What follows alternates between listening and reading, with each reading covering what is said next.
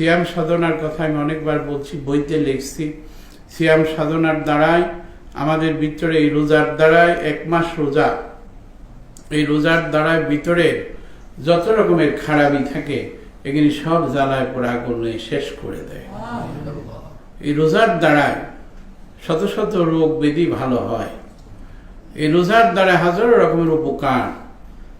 এই রোজা, এই সিয়াম সাধনার দ্বারাই অনেক উপকার, এই ব্যাখ্যা করে শেষ করা যাবে না। আপনারা চেষ্টা করবেন না, করবেনই। নামাজ রোজা ফরজ হয়ে যায় কখন? যখন মানুষ বালেগ হয়। মেয়েদের যখন, মেয়েরা বালেগ হয়ে গেছে, ছেলেরা বালেগ হয়ে গেছে, মোজ ওঠা শুরু করছে, 12-13 হয়ে গেছে, 14 হয়ে গেছে, তখন পরিপূর্ণভাবে তার উপরে একেবারে ফরজ হয়ে যায়। বালেগ হইলেই পড়ে, বালেগ হইতে হবে। কেউ বলে 10 বছর, 10 বছর তো অনেক সময় বালেগ হয় না। বালেগ হয়ে গেলেই নামাজ রোজা একেবারেই ফরজ হয়ে যায়।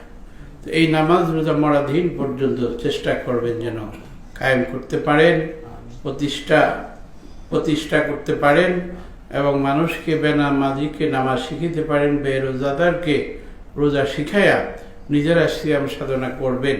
এই সাধনার মাস আসছে, এটার দ্বারা আপনার একটা নতুন জন্ম পাবেন, নতুন জন্ম পাবেন। এই সিয়াম সাধনার দ্বারাই আপনাদের মধ্যে একটা নতুন জন্ম আসবে, রোগ বিমার ভালো হবে। আপনারা এই মাসে যত পারেন এবং আল্লাহর রাস্তায় কিছু খরচ খয়রাত দান করবে। বাবা মা যাদের মারা গেছে তাদের খেয়াল করে, নিয়ত করে, মুরব্বীদেরকে নিয়ত করে তা যত পারেন এই দান খয়রাতের মাস, এই রমজান রোজার মাস। এই শিক্ষা আমি সারা দেশ দুনিয়ার মানুষকে দেই, আপনারা মনে রেখে করবেন। আর নামাজ রোজা করলেন, নামাজ পড়লেন না, এটা কিন্তু শান্তি পাবেন না, ফয়েজ পাবেন না।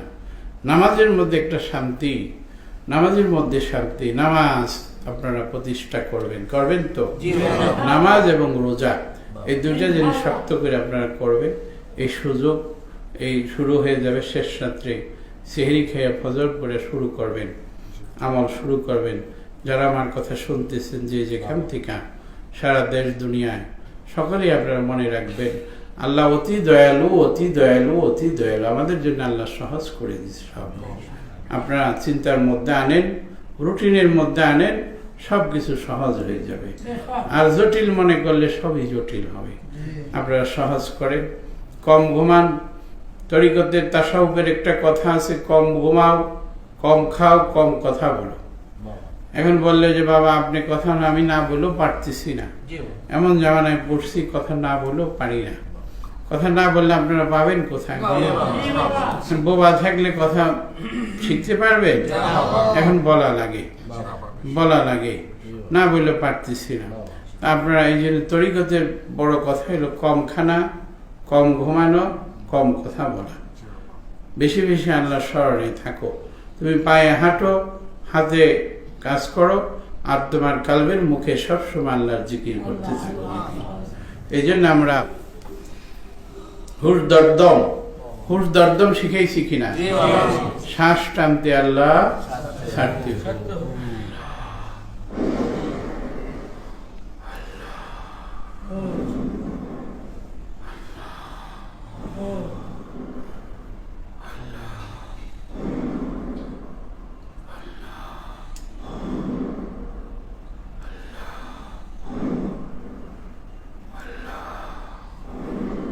নাভির নিচ থেকে টানবেন আল্লাহ, কলবের দিকে ছাড়বেন হু। মানুষের মধ্যে কলব আছে, কি আছে? কলব, রূহ, শের, খফি, আকফা, নফস, আব, আতশ, খাক, বাদ। এই 10টি লতিফা আছে। 10টি লতিফা, 10টি মোকাম, 10টি মঞ্জিল আছে। এই মঞ্জিলকে চিনতে হয়। সেখানে ঘর বাড়ি আছে, ঘর বাড়ির মধ্যে প্রবেশ করতে হয়, সেখানে কিছু কাজ আছে। সেই তরিকতের সালেকগণ, ভ্রমণকারী যারা, সায়েরকারী যারা, তারা এই মোকামের মধ্যে কি কাজ করতে হবে সেই শিক্ষা দীক্ষা মর্শেদের কাছ থেকে নিয়ে তারা সেই রিয়াজত করে, সাধনা করে। তখন একে একে এই মঞ্জিল পার হয়।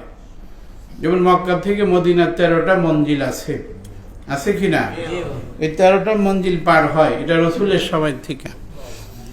এমনি ভাবে মানবের দেহের মধ্যে এই মঞ্জিল আছে, এগুলি পার হইতে হয়, এটা রিয়াজত করতে হয়, সাধন করতে হয়। এই জন্য আল্লাহ বলছে, ইয়া আইয়ুহাল্লাযীনা আমানুত্তাকুল্লাহ ওয়াবতাগু ইলাইহিল ওয়াসিলাতা ওয়া জাহিদু ফি সাবিলিল্লাহি লাআল্লাকুম তুফলিহুন। হে ঈমানদারগণ, হে ঈমানদারগণ, এখানে বলছি ঈমানদারগণ, তোমরা আমি আল্লাহকে ভয় করো, ভয় করার মতো ভয় করো, ভয় করার মতো ভয় করো, এবং আমার রাস্তায়, আমাকে পাওয়ার রাস্তায় উসিলা অন্বেষণ করো, উসিলা অন্বেষণ করো, উসিলা খোঁজো, উসিলা খোঁজো। আমার পথে কঠোর রিয়াজত সাধনা, সাধনা করো, রিয়াজত করো, আমি আল্লাহ তোমাকে সাহায্য করব, সাহায্য করব। সেই রিয়াজত সাধনাই আপন মুর্শেদ শায়েখ শিক্ষা দিয়ে থাকে।